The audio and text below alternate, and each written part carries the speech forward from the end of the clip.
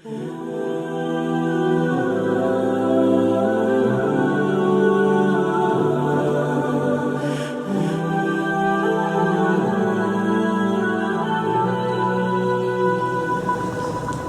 بالله من الشيطان الرجيم. بسم الله الرحمن الرحيم.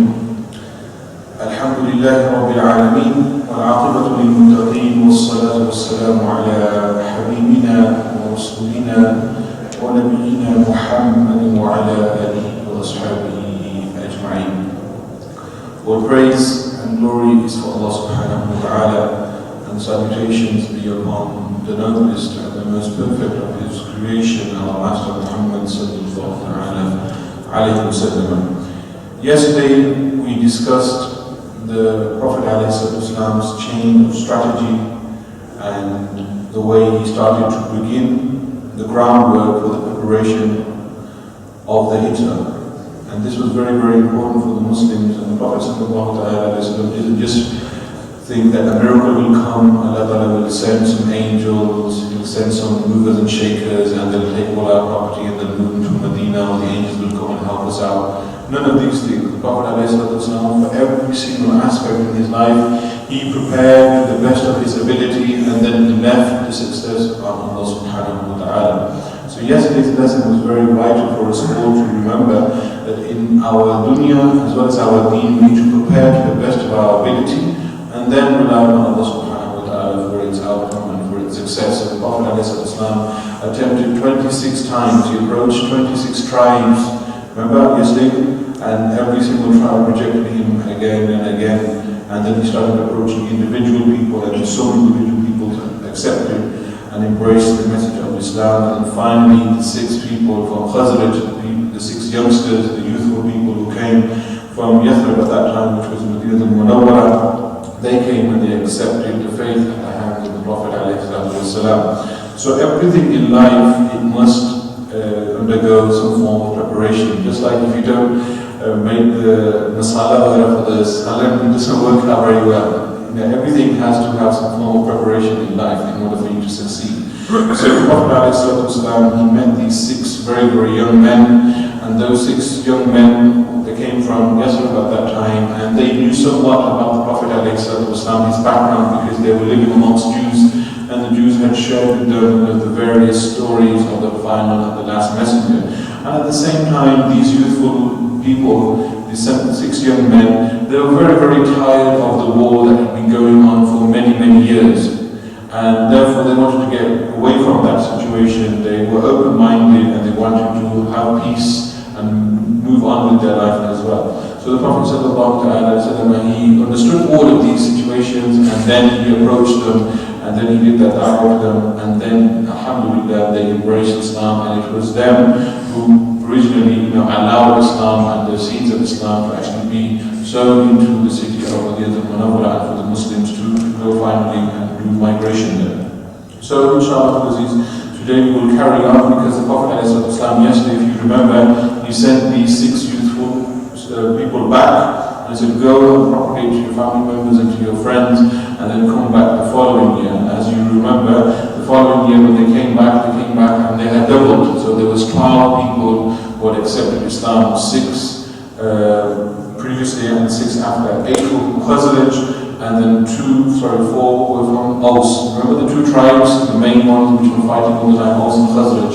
And here what important to consider is that although these people who accepted originally were from Khazraj, they didn't just keep it amongst themselves, they didn't just only invite their own family members, they went out even to their enemies, and they invited them to the deen of Islam as well. So Islam isn't something which is particular to a region or a place or a culture or a country, anything like that. It is for all places, for all people, for all cultures, for all colors, and for all backgrounds. And this is why these people, although they only had spent a few days with the Prophet ﷺ, they have understood the beauty and the meaning of Islam, that it is for all of mankind. So in spite of their rivalry, in spite of their war and everything that was going on between themselves, they still went out and they invited other people to the call of Islam as well. So they came together for the sake of Islam. They came together for the sake of Islam, and they overcame their internal feuds and their wars and everything. Why? Because Islam was bigger and Islam was greater as well. So sometimes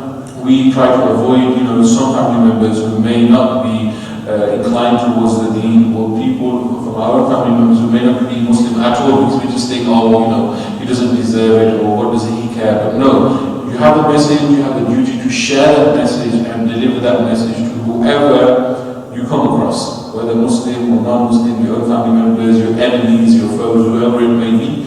You must bring them together the way that the Sahaba Ikram were together, the way that the people of Aus and Khazraj came together for the sake of Allah subhanahu wa ta'ala and the sake of the Messenger sallallahu ta'ala alayhi wa sallam. So yesterday we discussed the 10th year of Nabuwwah, and then in the 11th year, which is when they came back and they had doubled in terms of their number, and this is when the Prophet sallallahu ta'ala alayhi wa sallam took their bay'ah, which is the oath, the pledge of allegiance. And does anybody remember the 5 points that the Prophet ﷺ made them take an oath and a promise on? Okay. Well, the first one, which was everyone knows, is that to not associate, have any form of shirk association with Allah subhanahu wa ta'ala. So to have a pure iman and a pure aqidah and belief in Allah subhanahu wa ta'ala. And the second one was to never commit adultery. So if you look very, very carefully, Prophet ﷺ, first, after immediately rectifying the heart, the aqidah, is then working on those aspects of society which are bad, which are decadent, which are destroying the community and society as well. So when you meet somebody and they're just new to Islam, you're just coming to the fold of Islam, don't just say that you have to pray this, and you have to do this, and you have to do that, and so you've got to do all of this, and give them a long list that they get even more confused about, is this what Islam is about? The Prophet ﷺ worked on the things that were evil in society, worked on those things which needed reform. So the first is reforming the heart by purifying the aqidah, and then reform the society, reform the evil that are happening in society, so no form of adultery whatsoever. Then the second thing, which is related to reforming society, no stealing whatsoever. No stealing whatsoever, because all of these things were rampant in society. The Prophet ﷺ is changing the heart as well as in action and the bodies of mankind as well.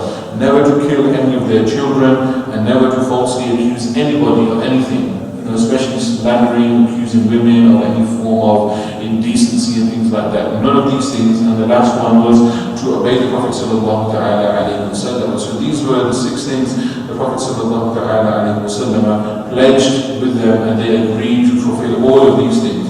So after that, the Prophet sallallahu ta'ala alayhi wa sallam, as you remember from yesterday, he sent Mus'ab ibn Umayr, who was the ambassador for the Muslims at that time. He was a very, very youthful man, very, very young, in his late 20s, about 27, 28 years of age. He was very handsome, he was from a very noble background, he was very eloquent in his speech, and he had a lot of wisdom and hikmah and experience as well. So he was sent with these Sahaba at that time to go back to Medina and to propagate to the deen to all of the people in Medina at that time, to people who were foes and enemies, to the Jews, to whoever there was in Medina. The message was for all of them. So he tried and he worked tirelessly, and alhamdulillah, there was a time when in each family, in each tribe in Medina, there was at least one Muslim. But then he didn't stop at that. When I come home here, I've got my quota, I've got my checklist, and that's it, my job's done. He carried on, and he finally converted Sa'ad ibn Mu'az, who was the leader of all of the tribes of Aus. And when he accepted, when the leader accepted, it's very easy for the majority of the other tribes and the people following the leader to accept as well. So this is how the Prophet ﷺ sent and chose those people who were the right people for that particular area, who understood the culture, the background, the language, the society, and exactly knew how to react and how to reform and how to deal and engage with people as well. So don't send somebody who doesn't speak the language to your next door neighbor and tell them to do dawah, because they'll just they'll be bewildered. What was he saying? What's he trying to say? What's he trying to do? So make sure the ambassadors that you are those ambassadors for Islam, that you become ambassadors who are fluent, who are articulate, who are noble and honorable, and your character is good, and the way that you approach the people is also beneficial as well, the way the Prophet ﷺ chose it. So we finally come to the 12th year. So we done the 10th year, and then the first time they met the people of Khazraj, they go back, and they come back in the 11th year, and they become 12, and now we finally come to the 12th year, which is the turning point. This is where everything goes into the direction of the plan of the Prophet ﷺ, and the initial migration, or the groundwork, has been finally prepped for the migration to to take place towards the Hijrah, which is the Prophet ﷺ and all of the Sahaba moving. So up until now, previously, the 12 years of the Nubuwwah, they have been filled with hardship, huge amount of fear, huge amount of pain, perseverance, torture, bloodshed, death. So many things have happened. We've discussed some of those in detail. So up until now, the Sahaba have not relented. They have remained firm on the faith of Islam, and they have remained with the Prophet ﷺ. And all of this is on them as individuals, and is also on the Prophet ﷺ as an individual. So the Sahaba didn't wait for a miracle. They weren't praying to Allah Ta'ala, protect us from these people, saying to Ibrahim, do this, do that, destroy them. No, they were preparing and they were persevering and they were doing whatever they could do within their human capacity. And this is what the Prophet ﷺ was doing as well. That he wasn't asking Allah subhanahu wa ta'ala, send Ibrahim, sort them out, destroy them, just like Nuh alayhi salam, the rains came down, Nuh alayhi salam, all these people, what happened, Allah subhanahu wa ta'ala punished them. But here the Prophet was teaching us a vital lesson, very, very important lesson, is that you have to prepare whatever situation that you may be in. You can't just sit and say a miracle is going to happen. A miracle isn't just going to happen and the people of Gaza, Palestine are going to become free. A miracle isn't just going to happen and Syria is going to be free. You have to do something. You have to get up. You have to prepare and you have to try your best, and then based on your efforts, Allah subhanahu wa ta'ala grants you success or you fail. But you have to try, and this is exactly what the Prophet sallallahu alaihi wasallam is doing, is that he's preparing to the best of his ability, thorough planning, deep faith, and reliance upon Allah subhanahu wa ta'ala, and then he allows things to turn out the way they do turn out. So make sure that you strategize, you use your tactics, you use your knowledge, you use your management skills, and you plan and you prepare to the best of your ability, and then leave it to Allah subhanahu wa ta'ala to see whether you succeed or whether you fail. And not to sit at home and say, Allah can see. No, Allah can see until you get up and you do something about it. So make sure you remember that. So, Prophet ﷺ in the 12th year of Nubuwwah, the Hajj season has come back again, and he's using this opportunity, seizing the opportunity to make sure that he can invite more people to Islam, and also take this opportunity and use it for his, for his strength. So the Prophet ﷺ is being very, very skillful in his approach to every single situation. And if you remember, in the 3rd or 4th lecture, I talked about managerial skills and how the Prophet ﷺ was using the SWOT analysis. And the SWOT analysis is when you look at your strengths, when you look at your weaknesses, when you look at your opportunities, and you assess all of your threats, and then you make the right decision and you kind of make an analysis of that particular situation. So the Prophet ﷺ is doing all of these things. He's looking at the strengths that he has, the companions he has in Makkah, in Abyssinia, in Medina at that time. He's looking at the weaknesses that the Muslims have at that time, and the opportunity of Makkah, of the Hajj at that season of that time, of Muslims coming in. All of these, looking at the threats and analyzing all of these and saying which is the best solution for us. Not just saying Allah and sort everything out, no, using his skills.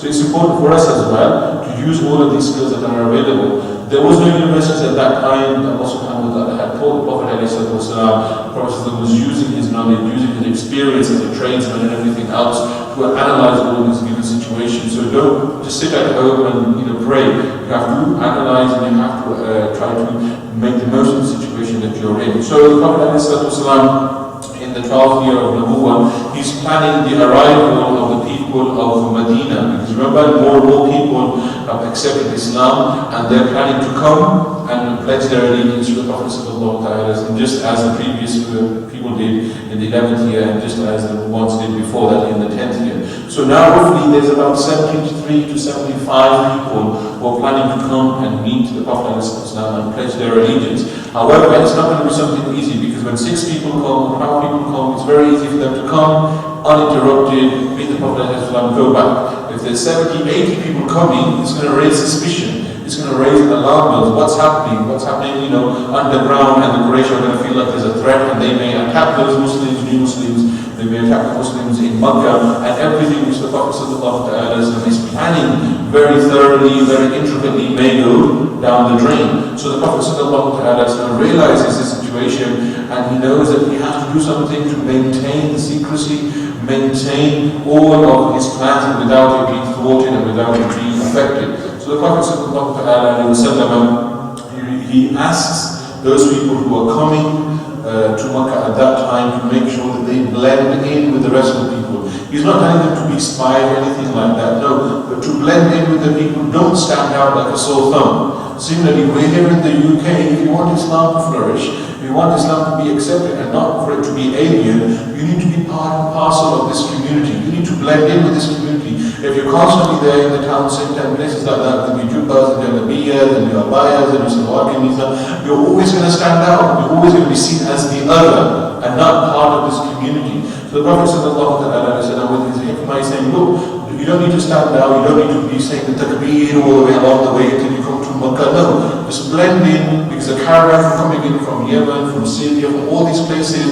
Just blend in with them. Because you're not here to do anything untoward. You're not here to overthrow the government. You're not here to bring a revolution. You're just here. You're coming to meet me, to pledge your allegiance, to pledge and to state and profess the oneness of Allah subhanahu wa ta'ala. So you don't need to cause ripples or waves in community. Just be part and parcel of the caravan. So this is the message, Prophet sallallahu alaihi wasallam, and this is what they did. They blended in with the rest of the community, with the rest of the people, with the Hajis who were coming in, and they came in. So they didn't isolate themselves, they didn't make their own group and say, we're separate, we don't want to mix in with the Mushrik, we don't want to mix in with the Jews, we don't want to mix in with these people or that people. They didn't isolate themselves, they coexisted with them.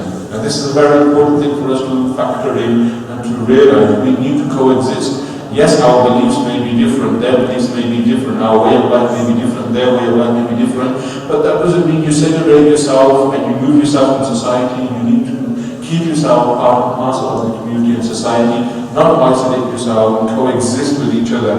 And this is what the people did. And even if you see the 13 years of the Prophet ﷺ living in Makkah, he didn't isolate himself, he was living in the center of Makkah. He had his home, he had his family and his friends and the companions were completely scattered all around Makkah. They never just cocooned themselves and kept away from the rest of the community. They were part and parcel of the business, of the economy, of the society and everything that went on. So it's very, very important for you as well to consider and remember and be part of the community.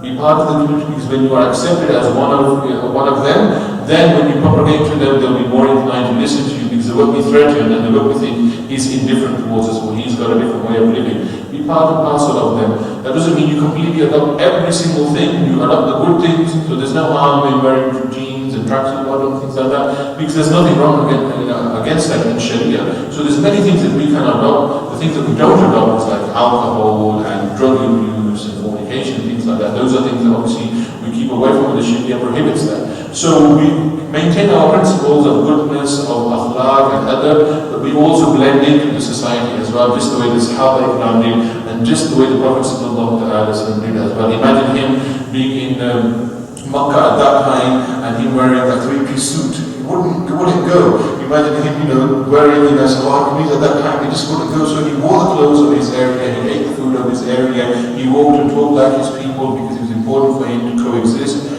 and to be part of that society and that community as well. So the Prophet ﷺ has ordered them to be normal, to behave normally. And this is exactly what we need to do here as well. You have your identity, you have your belief in everything, but outside you should behave normally. You should behave normally, and you must behave normally. Very, very important to remember that. So now the Muslims, they're coming from Medina and they're traveling a huge distance, roughly 200-300 kilometers, maybe more from Medina all the way to Makkah. You can ask Sheikh Muhammad and he'll tell you exactly the distance between Makkah and Medina. But the point is, they're coming and they're part of the caravans and they're intermingling and they're talking and they're sharing and they're doing everything as normal human beings. And due to their character, purely based on the character of these 73 to 75 people who are coming to visit the Prophet ﷺ, purely based on their character, the good akhlaq, the good adab, some people from those caravans accept Islam and they say, wow, you've got good behavior, you treat me well, you're honest, you're upright, you don't cheat. And some of the people start to accept Islam, and the other people that are affected, and then they carry on. Now one of the people who accepted Islam, who was influenced by these Muslims purely based on their character, was a 70-year-old man, and his name was Al-Bara ibn Ma'rur. 70-year-old. He was affected by the character of these people, and he accepted Islam as well. Another companion who was Abdullah ibn Hiram, he also accepted Islam as well, purely based on these people intermingling. Imagine if these people had a separate caravan, separate route, separate everything, these people would never come to Islam. So you have to intermingle, you have to coexist, you have to be part and parcel of society, and for them to see you, to look at you, to acknowledge you, and to say, wait a minute, what you're doing is a good thing, and I want to do this good thing as well. So it's very, very important. So Prophet ﷺ, before meeting these 73 to 75 people who were coming to pledge their allegiance to the Prophet ﷺ, and remember the ambassador, Mus'ab ibn Umayr, the one he sent to Madinatul Munawwarah, he first meets with him before he meets with the rest of the people, and it's very important to see why Prophet ﷺ met him. The reason why he met him is he wanted an overview and a report and analysis on every single situation that he saw whilst he was there over the last 2-3 years. So he asked him about the social standards of Medina, he asked him about the political situation in Medina, about the economical status of Medina, the geographical positioning of Medina as well, the military power of Medina, the Jews of Medina. And the Prophet ﷺ asked him about all of these things to understand exactly what's happening. And it's very important as well for us, before you embark on any endeavor, any project that you do in life, understand everything, the pros and the cons, the strengths and the weaknesses, before you do something, not just Allah help. It doesn't work like that. You have to prepare for everything. So the Prophet ﷺ, before meeting these delegations, these 73 people, before talking to them, he needs to know what level they're at, what kind of troubles they're going through, what are the upheavals of their society, and how the Prophet can find a solution for them. So this is why he needs Mus'ab ibn Umayr. So before you go and meet your neighbor, try to understand who they are, where they work, what they do, what their background is, where they're from, what they like and dislike. And then when you interact with them and engage with them, it'll be more effective, rather than just have a blanket approach and standard, there you go, this is it. Because everybody is unique. Everybody is different, their circumstances are different. Some people who are more emotional will react differently to your message of Islam. Some people who are very harsh-hearted will react completely differently to the message of Islam as well. So understanding the background, society, community, all these things are very, very important in order for your message to be effective. And this is what the Prophet was doing as well. So because it was the time of Hajj, and lots of people are there, and you know that the Quraysh, they are the ones who are organizing everything in Makkah at that time because they control Hajj.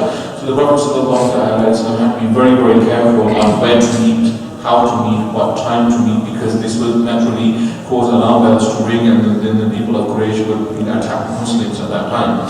So the Prophet ﷺ decided to meet in the middle of the night, around midnight, on the last day of Hajj, which is last day of Hajj, in the valley of Mina and by Aqaba. This is where the Prophet ﷺ decided that you'll be in Mina anyway on the last day, in your tents, and in the middle of the night, you will wake up and you will come in twos, and you will come and you will pledge your allegiance to me. And he also said that the people that will be with you, the non-Muslims will be with you, the mushriks that will be with you, whoever is with you in your tent, you will not disturb them in any way or form. Now, make sure that you take care of your neighbors. So even though you could say, yeah, you went to Tarawih, and just like when we come to Tarawih, yes, we go to Tarawih, we're going to do something really, really good, and in the process we wake up every single person on the street. We come to the masjid, and on the process we wake up every single person in the neighborhood as well. This is not the way. The Prophet ﷺ is saying that yes, you're coming for a good deed and a good thing, something very, very great, but still be considerate and careful for those people who are living with you, who are sleeping with you, for those people who are around you at that time as well. So this is the agreement that's made with those people who have come from Medina in the middle of the night, the 10th night of Hajj in the valley of Mina by Aqaba. This is where they would meet, and Abu Bakr Siddiq and Sayyidina Umar Faruq, they were appointed at particular positions. So just to have a look, just to make sure that everything is fine and nobody is looking suspiciously at these people and where they're going and what they're doing. So this is what the Prophet does, and this is how the arrangement is made. So from the 73 people who have come to pledge their allegiance to the Prophet ﷺ, 75 people, there's 2 who are women, and the 73 people who are men. So 75 people altogether, collectively, they come to meet the Prophet ﷺ and pledge their allegiance. And this is how the situation goes at that particular night. And I want to share this with you because it's very important and crucial for us to understand. The Prophet ﷺ, when he meets these people and he addresses these people, he begins with the recitation of the Quran and by praising Allah subhanahu wa ta'ala. So the first thing that he does is he softens their hearts. He softens their hearts. This is the initiation that he has.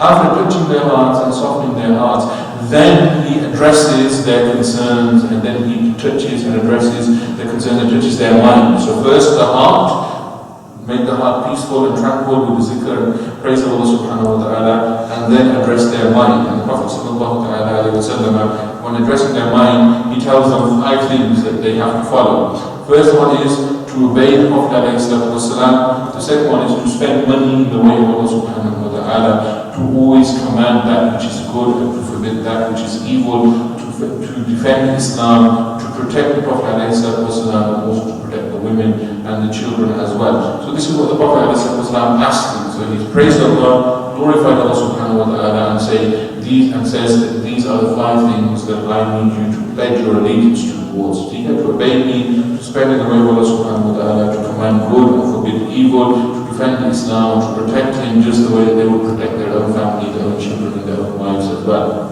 So they ask in return, as any single person would ask, that you're making a contract, just like you do any mobile phone, mobile shop, you say, okay, this is a contract, but why get it in return? Well, you get the phone, you get a hands-free kit, you get this, you get that. So naturally, the fitrah is of human beings to see what are they getting in return. So they ask the Prophet sallallahu alaihi wasallam, what will we get in return? That yes, we'll obey you, we'll have, we already believe in the oneness of Allah, we'll obey you, and we'll do this, and we'll do this, and do all the 5 things.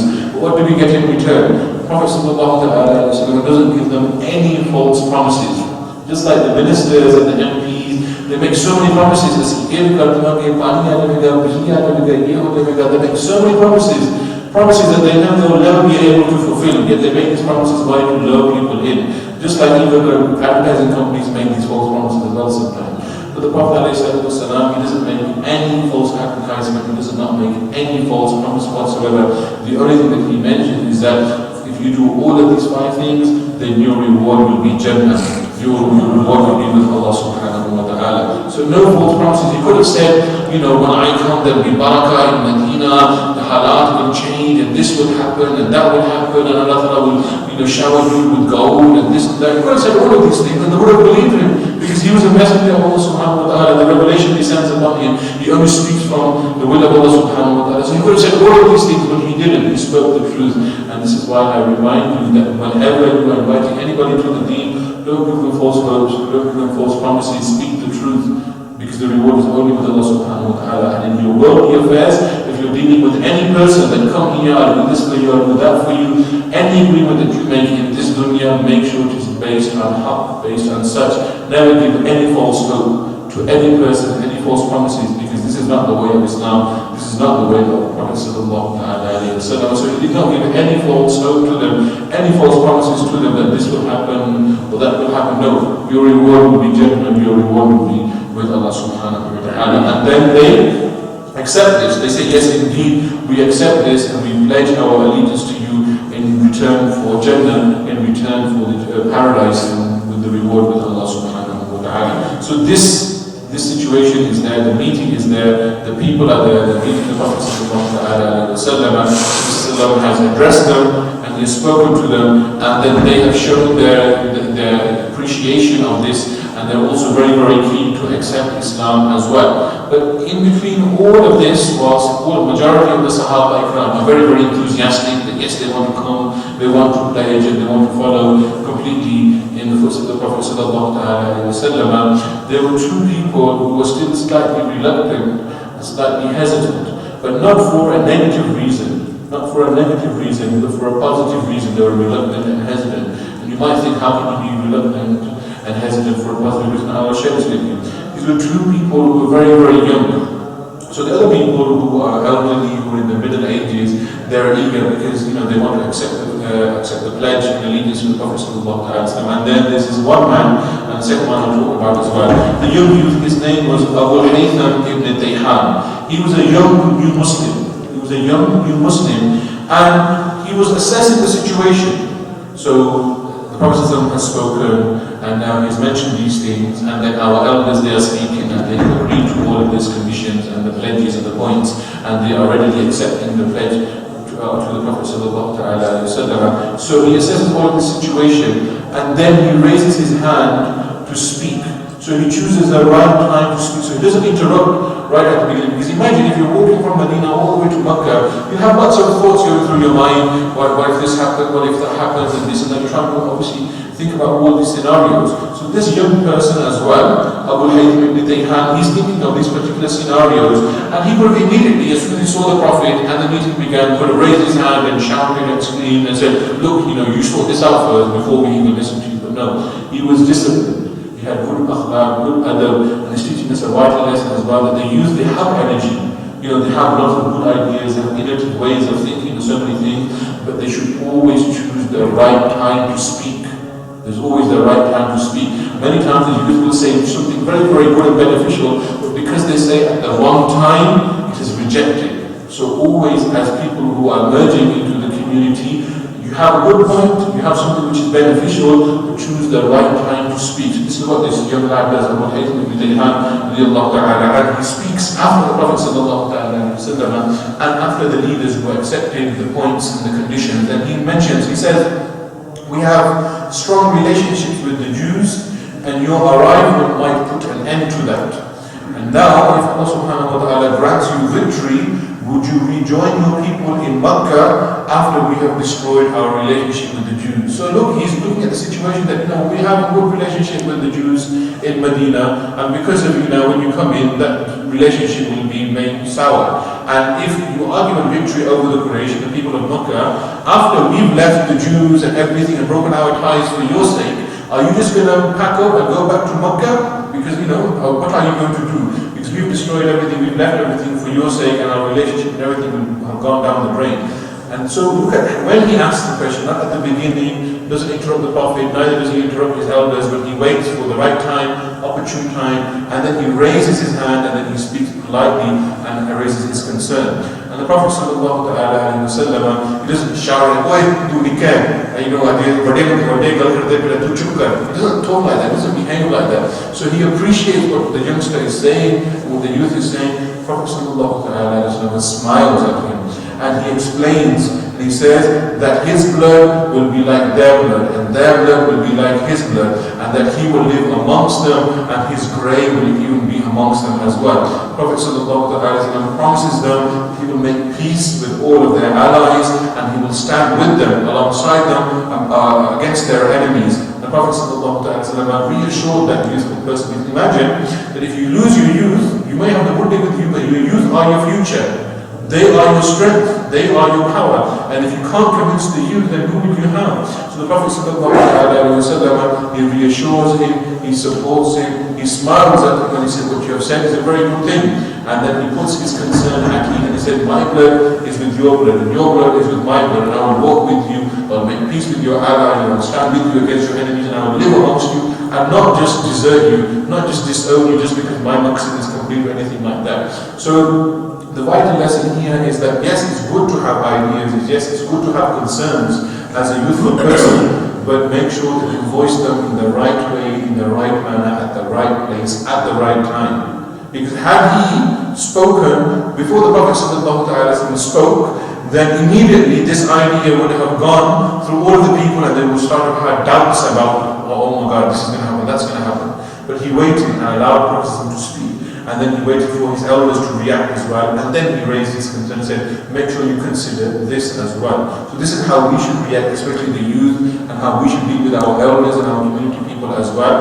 Let them speak, let them say what they need to say, and then raise your concern in the right way, in the right manner.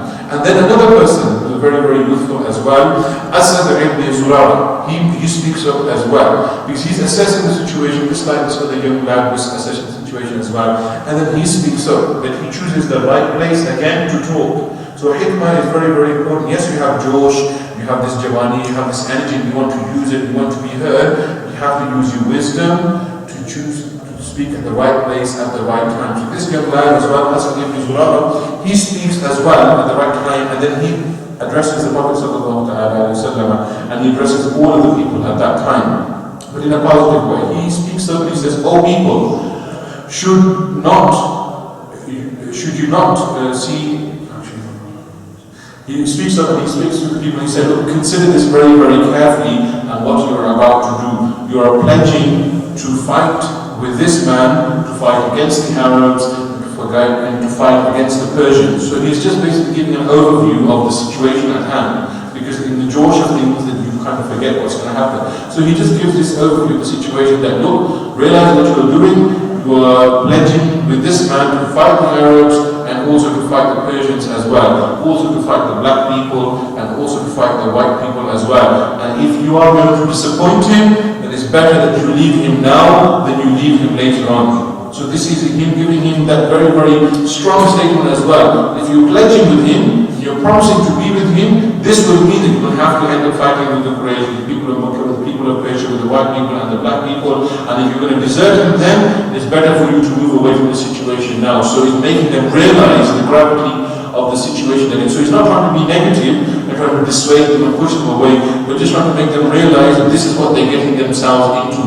And they all reaffirm the same belief, the same purpose of why they were there, and they said, yes, we are here for this particular reason, and we will stand alongside the Prophet sallallahu alaihi wasallam, and we will fight with him for the sake of Allah subhanahu wa ta'ala. So now, as you can see, just by these two questions raised by these two youthful people, everything was absolutely clear. Because had these two youthful people not raised the question, later on people could have said and argued, you never told us that we're going to have to fight the Quraysh, you never told us we're going to have to fight the Persians, you never told us we're going to have to fight the white people and the black people, we're going to have to break our ties with the Jews, and this is going to happen and that's going to happen. We never agreed with any of this. This is what they would have said. We never read the fine print, we never read the terms and conditions. But because they chose the right time to speak up and to clarify the situation in a positive manner, to show their hesitation, but to clarify the situation that this is why what you're doing and what you're about to go and do, then everything was absolutely clear. So nobody was in doubt whatsoever about what they were about to do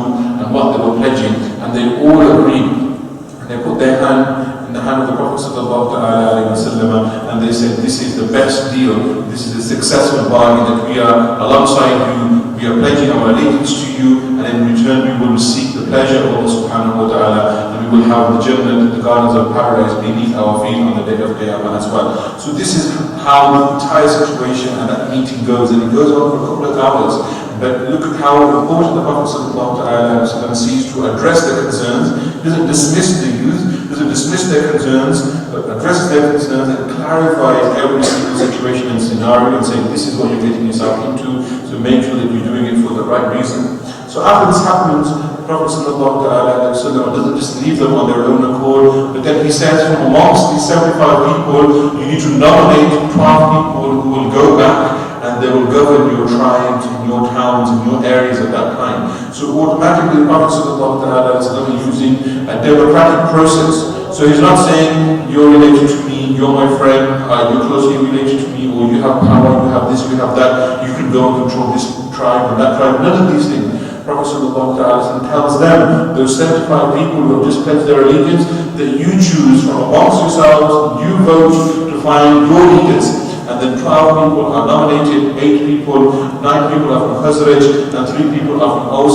They are nominated, they become the leaders of their particular tribes and areas, and the Prophet ﷺ orders them to go back and to democratically make sure that they take care of everything in their community, in their society as well. So this is how the origins and the beginnings of Islam is based on pure democracy and not just on despotism or nepotism where you say, you're my rishtadar, you're this, you're that, you go and do this, you go and do that. No, democratic process that everybody has the right to vote, and then you go, whoever's the best and the most worthy, then they can go and they can take care of that particular situation and that particular area. So those people are elected in front of the Prophet ﷺ, and then they go back and then they take care of all the situations until the arrival of the remaining people from Makkah, until the arrival of the Prophet ﷺ. So after this situation, they've come, they've listened to the Prophet ﷺ, they've agreed, everything has been clarified and made clear, and then people have been elected. The Prophet ﷺ orders them to return back to their tents and to maintain their normal behavior, maintain their mood, maintain their calmness, and maintain everything as normal, because the Quraysh at that time, they had smelled that something was up, they smelled something was fishy. So the next day they were starting to find out what's happening, who's been gone, who's been going to see Muhammad, and they tried to find these people and tried to obviously abuse them at that time. The Prophet ﷺ just said, remain calm, remain normal, if you haven't done anything wrong, just go back to your places, fulfill your rights, and then just go back to the city of Medina. So this is how the Prophet ﷺ lays the foundations and strengthens the foundations for the migration of all of the Muslims from Makkah al-Mukarramah to Medina al-Munawwarah. So these are the 3 steps that he takes. So he makes sure that he has those people in place. He makes sure that these people leave back safely as well, that the road to Medina is safe as well, and that the people will be ready and prepared for the arrival of the new Muslims as well. So every single step the Prophet ﷺ has assessed, has analyzed, and said, this is what we need to do. We need to find these people, they need to pledge their allegiance, they need to come, they need to have the support, they need to go back, they need to govern, they need to reform their society, they need to bring other people more to the deen as well. There needs to be more people coming to the faith so that there's a critical mass which will enable the safe travel of the Muslims and also the protection of the Muslims when they enter into Medina as well. So all of these situations are carefully analyzed and carefully assessed by the Prophet ﷺ, and then alhamdulillah the migration begins. So these people return, and then slowly the migration begins of the Sahaba Ikram. The Prophet ﷺ just say but slowly, in small pockets, the Muslims start migrating towards Medina. The rich go with the poor, and the strong go with the weak people as well. He does tawaf around the Kaaba in the middle of the day, and he announces to everyone that I'm going, and I'm taking these people with me, and whoever wants to lose their mother, whoever wants to lose their son or their daughter, they can come here and they can prevent me from going. But that was the likeness of Sayyidina Umar. But the other people, they went much more quietly because they weren't there to create violence, they didn't go to create havoc or chaos in society. It was a peaceful migration. So they lived there for 12, 13 years, and they tried their best to live there, and when the situation was too dire, then they migrated away peacefully. They didn't bomb people, they didn't hurt people, they destroy property or wealth or anything like that. They migrated peacefully, and this is what you need to do there. As long as you can live in a place peacefully, you do your deed, you should remain there. And when you can't do it no longer, then if you do leave, go peacefully, and not by causing any form of chaos or barbaric behavior in any way or form. So the Prophet ﷺ orders the Sahaba Ikram to go slowly. Suhaib al-Rumi, one of the Sahabis, he was a very, very successful merchant.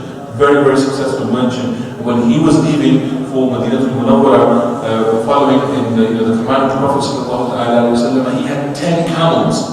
10 camels fully loaded with wealth, with his possessions and with money, and he had very, very expensive items there on all of the camels, and he had very, very expensive robe as well. And as he was leaving, the people of Quraysh, the people of Makkah, they stopped him and they said, look, you can't take any of this. When you entered into Medina, you were poor, you had nothing to your name whatsoever, and because of Makkah, you have achieved all of this success, all of this wealth, and we will not allow you to migrate. And then he said, fine, take the camels, take the wealth, take the money, take everything. Why? Because I'm going for the sake of Allah subhanahu wa ta'ala and the Messenger sallallahu ta'ala alayhi wa sallam. And that's when Allah subhanahu wa ta'ala revealed the verse of the Quran, وَمِنَ النَّاسِ مَنْ يَشْرِي نَفْسَهُ ابْتِغَاءَ مَرْضَاتِ اللَّهِ. That there are some people who sell themselves off for the sake of Allah subhanahu wa ta'ala. And what a great sale that they do for the sake of Allah subhanahu wa ta'ala. And it was this man, Suhaib al-Rumi, when he was coming to Medina al-Munawwarah, the Prophet himself got out and he went to the outskirts of Medina to welcome him, that look, what a great deal that you have done, that you have not thought that I need to stay in Makkah, I need to keep my wealth and position. No, he gave everything for the sake of Allah subhanahu wa ta'ala, and following and obeying and obeying the Prophet sallallahu ta'ala alayhi wa sallam. So if the time does come and you need to sacrifice your wealth or your time or your experience, don't hesitate, because the Sahaba don't hesitate. Prophet sallallahu ta'ala did not hesitate, and this is the initial beginning of the migration of the Muslims to Medina al-Munawwarah. All the people slowly made their way to Medina al-Munawwarah. The only 3 people that were remaining were none other than Sayyidina Abu Bakr Siddiq, Sayyidina Ali radiallahu ta'ala, and the Prophet sallallahu ta'ala alayhi wa sallam. So inshallah, as tomorrow, we'll discuss the migration of the Prophet alayhi salatu wasalam with Sayyidina Abu Bakr Siddiq, and also with Sayyidina Ali radiallahu ta'ala.